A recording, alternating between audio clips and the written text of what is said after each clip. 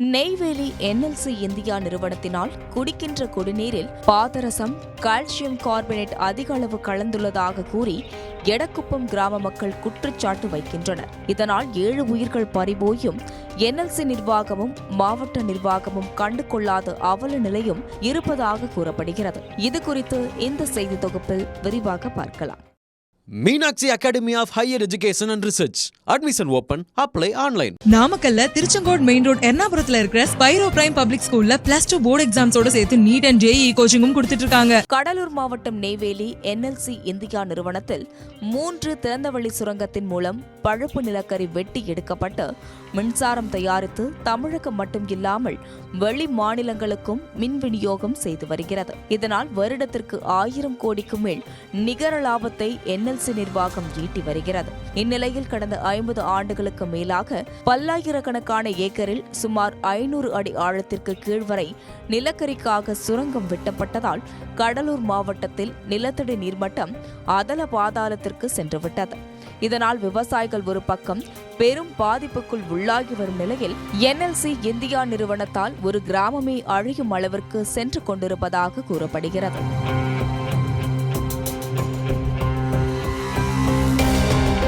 விருத்தாச்சலம் அடுத்த அகரம் பஞ்சாயத்திற்கு உட்பட்ட எடக்குப்பம் கிராமத்தில் உள்ள யாதவ தெருவில் சுமார் 30 குடும்பங்கள் வசித்து வருகின்றன. இந்த கிராமமானது என்எல்சி இந்தியா நிறுவனத்தில் இருந்து சுமார் 2 கிலோமீட்டர் தொலைவில் அமைந்துள்ளது. இந்நிலையில் கடந்த சில வருடங்களாக இக்கிராமத்தில் உள்ள ஆழ்துளை கிணற்றிலிருந்து மின் மோட்டார் மூலம் மேல்நிலை நீர்த்தேக்க தொட்டிக்கு நீர் ஏற்றப்பட்டு பொதுமக்களுக்கு குடிநீர் விநியோகம் செய்யப்பட்டு வருகிறது.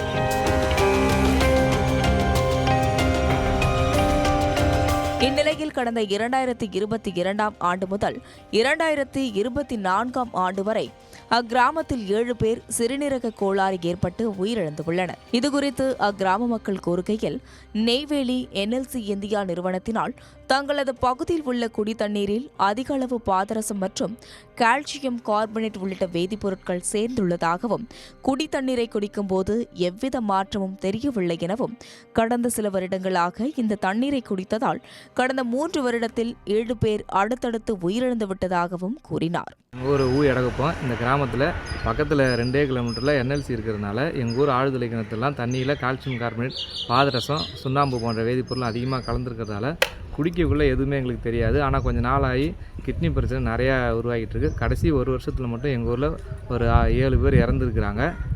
இப்போது ஒரு 5-6 பேர் பாதிப்பு அடைஞ்சிருக்காங்க. கிட்னியால் டேப்லெட் எடுத்துகிட்டு வராங்க.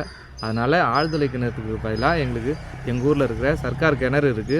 பழைய காலத்தில் நாங்கள் யூஸ் பண்ண மாதிரி அதை கொஞ்சம் சீரமைச்சு செஞ்சு கொடுத்தா எங்களுக்கு குடிநீருக்கு யூஸ்ஃபுல்லாக இருக்கும். மேலும் கிராமத்தில் உள்ள பலருக்கு சிறுநீரக கோளாறு ஏற்பட்டு சிகிச்சை பெற்று வருவதாகவும் ஒவ்வொரு குடும்பத்திலும் இதுபோல் சிறுநீரக கோளாறு, உப்பு நீர் பிரச்சினை உள்ள நபர்கள் இருப்பதாகவும் அவர்கள் வேதனையுடன் தெரிவிக்கின்றனர். இதுகுறித்து என்எல்சி நிர்வாகமோ மாவட்ட நிர்வாகமோ கண்டு கொள்ளவில்லை எனவும் தங்களுக்கு ஆழ்துளை கிணற்றின் மூலம் வரக்கூடிய குடிநீர் தங்களுக்கு வேண்டாம் எனவும் தங்கள் கிராமத்தில் உள்ள கிணற்று நீரினை பயன்படுத்துவதற்கு அவற்றை தூர்வாரி மின் மோட்டார் வைத்து தங்களுக்கு குடிநீர் வழங்க வேண்டும் எனவும் அக்கிராமத்தை சேர்ந்த இளைஞர்கள் கடலூர் மேற்கு மாவட்ட செயலாளரும் புவனகிரி அதிமுக சட்டமன்ற உறுப்பினருமான அருண்மொழி தேவனை சந்தித்து கோரிக்கை வைத்துள்ளனர்.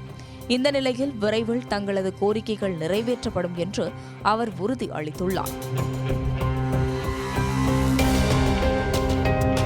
மேலும் கடலூர் மாவட்ட நிர்வாகம் மற்றும் என்எல்சி நிர்வாகம் சம்பந்தப்பட்ட கிராமத்திற்கு நேரில் சென்று ஆய்வு செய்து குடிநீரால் ஏற்பட்டு வருவதாக கூறப்படும் பிரச்சினைகளை குறித்து கண்டறிய வேண்டும் எனவும் சம்பந்தப்பட்ட கிராமத்தில் குடிநீரில் பாதரசம் மற்றும் கால்சியம் கார்பனேட் அதிக அளவில் கலந்து உள்ளதா என்று ஆய்வு செய்ய வேண்டும் எனவும் அக்கிராமத்தை சேர்ந்த அனைவருக்கும் மருத்துவ பரிசோதனை செய்து எத்தனை பேர் சிறுநீரக கோளாறு மற்றும் உப்பு பிரச்சினையால் பாதிக்கப்பட்டுள்ளார்கள் என்று கண்டறிய வேண்டும் எனவும் பொதுமக்கள் கோரிக்கை வைத்துள்ளனர்.